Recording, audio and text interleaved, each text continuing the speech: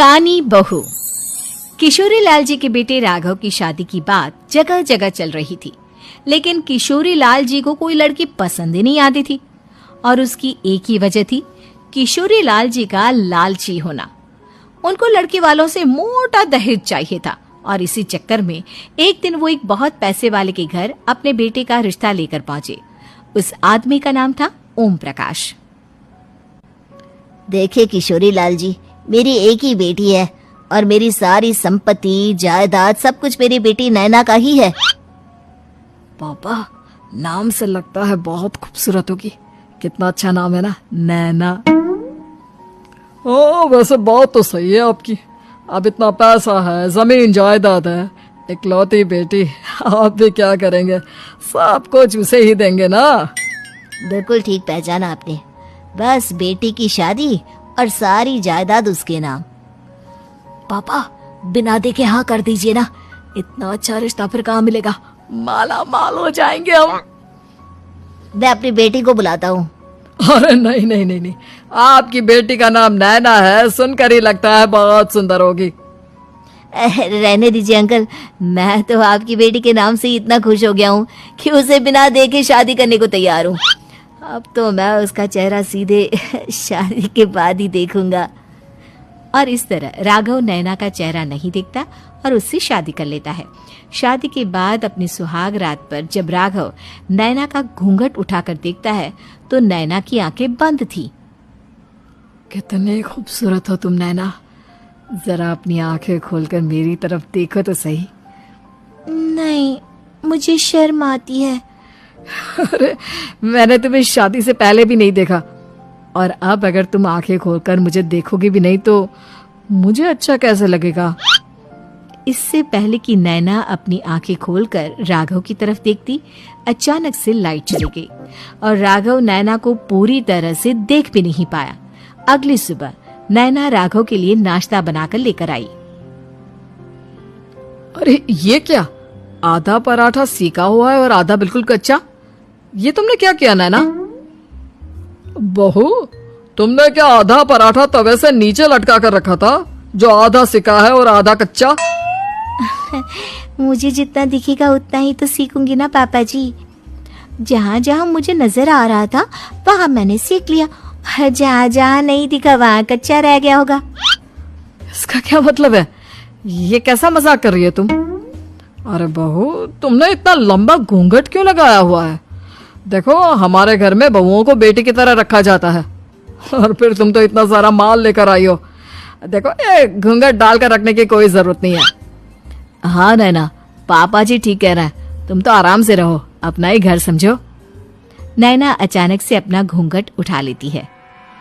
अरे ये क्या पापा, नैना की तो एक आंख फूटी हुई है।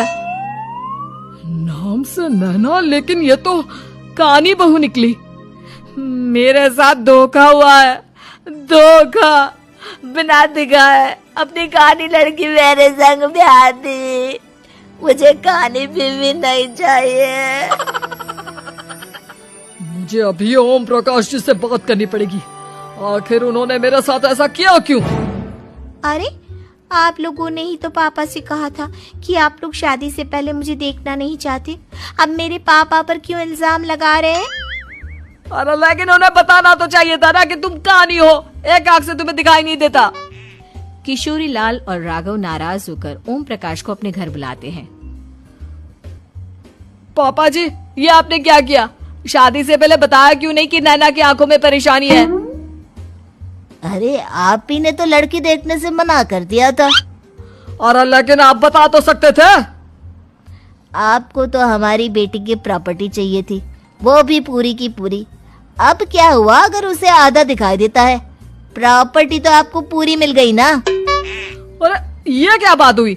मेरी शादी प्रॉपर्टी से नहीं, आपकी बेटी से हुई है।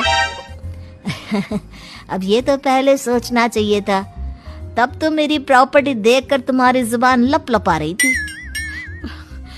लेकिन मैं कानी लड़की को अपनी बीवी बनाकर नहीं रख सकता। पापा, कुछ करिए ना आप। हाँ, करता हूँ। देखिए ओम प्रकाश जी, आप हमारे साथ ऐसा नहीं कर सकते। और तुम देखो, अगर तुमने मेरी बेटी से शादी तोड़ी ना, तो जो भी प्रॉपर्टी मैंने तुम्हें दी है वो तो पूरी की पूरी वापस ले ही लूंगा, और आधी प्रॉपर्टी तुम्हारी भी लूंगा। अरे मेरी आधी प्रॉपर्टी भला क्यों लेंगे आप?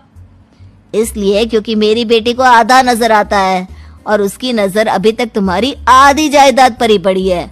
अब तुम उसे घर से निकालोगे तो कुछ तो लेकर जाएगी ना। और अगर हम आपकी बेटी को अपने घर की बहू बनाकर रखे तो? तो तुम्हारी पूरी प्रॉपर्टी तुम्हारी ही रहेगी, और जो मैंने तुम्हें दिया है ना, उसमें से बस मैं आधा लेकर जाऊंगा। अरे लेकिन अब आप अपनी दी हुई प्रॉपर्टी में से आधी वापस क्यों लेकर जाएंगे?